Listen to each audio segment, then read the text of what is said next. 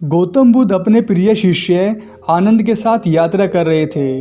रास्ता काफ़ी दुर्गम और कठिन था। रास्ते में पहाड़, वन, कंकरीली पथरियाँ और कंटीली झाड़ियाँ भी थी।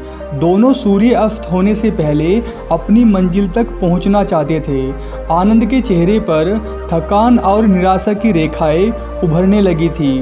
तभी आनंद की नज़र अपने खेतों में काम कर रहे एक किसान पर पड़ी। आनंद झट से उस किसान के पास गया और किसान से पूछा, भाई गांव का रास्ता यहाँ से कितनी दूर पड़ता है? हम बहुत ज़्यादा थके हुए हैं और एक लंबा सफ़र तय करके यहाँ तक पहुँचे हैं। किसान ने कहा, आप चिंता ना करें, बस 2 मील का रास्ता और तय करना है, उसके बाद आप अपनी मंजिल तक पहुँच जाओगे। इसके बाद आनंद देखता है कि गौतम बुद्ध और किसान दोनों एक दूसरे की तरफ देखकर मंद मंद मुस्कुरा रहे हैं। आनंद को बड़ा अजीब लगा, लेकिन वो थका हुआ था, इसलिए उसने किसान को धन्यवाद कहा और फिर दोनों अपने रास्ते पर चल दिए। आनंद ने गौतम बुद्ध से कुछ नहीं पूछा और वे अपने रास्ते पर चलते रहे। चलते चलते 2 मील से ज़्यादा गुजर गए, लेकिन गांव तो अभी दूर दूर तक दिखाई नहीं दे रहा था। आनंद को लगने लगा कि हम रास्ता भटक गए हैं। तभी आनंद को एक बुजुर्ग महिला नजर आई। आनंद उसके पास गया और पूछा, माताजी, गांव का रास्ता यहाँ से कितनी दूर पड़ता है? वो वृद्ध महिला बोली, बेटा यहाँ से 2 मील भी नहीं है, तुम्हें बस थोड़ा रास्ता और तय करना है, उसके बाद तुम गांव पहुँच जाओगे।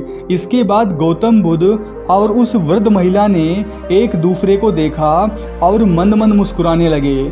आनंद को इस मंद मुस्कुराहट का अर्थ अब तक समझ नहीं आया था, लेकिन उसने अब भी कुछ नहीं पूछा। चलते चलते 2 मील और निकल गए, पर अब भी दूर दूर तक कोई गांव नजर नहीं आ रहा था। अब तो आनंद को लगने लगा कि शायद हम लोग रास्ता भटक गए हैं। आनंद रुककर फिर एक आदमी से पूछता है कि भाई गांव यहाँ से कितनी दूर है? लेकिन फिर वही जवाब मिलता है कि ज़्यादा दूर नहीं है, ये समझो कि बस आप पहुँच ही गए हो।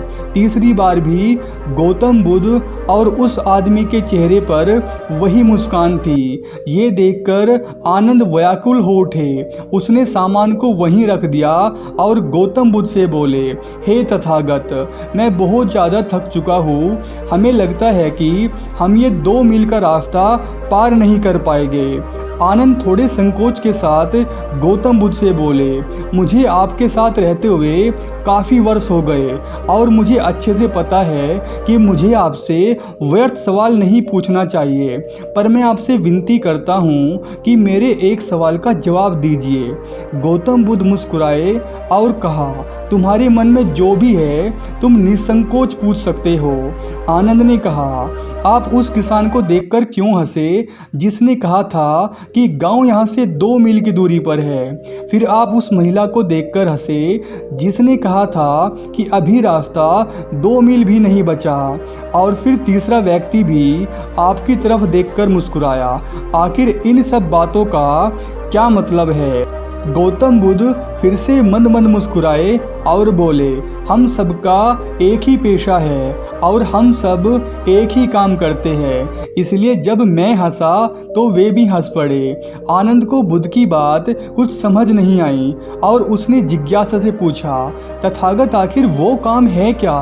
गौतम बुद्ध बोले, हम सबका काम लोगों को प्रोत्साहित करने का है, लोगों के अंदर उत्साह बनाए रखने का है। सच्चे और स्थायी आनंद अथवा खुशी के लिए इंसान को अपने मन पर कठोर नियंत्रण रखना पड़ता है और ये बिल्कुल भी आसान नहीं है। यहाँ थकान के कारण बार बार रुकने की इच्छा होती है और थकान इसलिए होती है क्योंकि हर पल इंसान को दुख देने वाली वासना और डिस्ट्रैक्शन को हमें पार करना पड़ता है, बार बार कोशिश करनी पड़ती है, तब कहीं जाकर इंसान शांति और आनंद को प्राप्त कर पाता है। इसलिए दृढ़ विश्वास के साथ चलते रहो। इस यात्रा में आलस और काम को टालने की आदत तुम्हारे सबसे बड़े शत्रु होंगे, लेकिन तुम उद्यम और उत्साह रूपी शस्त्रों से इन्हें आसानी से पराजित कर सकते हो।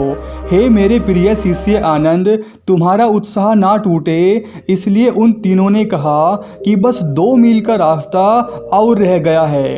हे आनंद, 2 मील करते करते तुमने ना जाने 200 मील का रास्ता कब तय कर लिया, ये तुम्हें खुद भी मालूम नहीं पड़ा।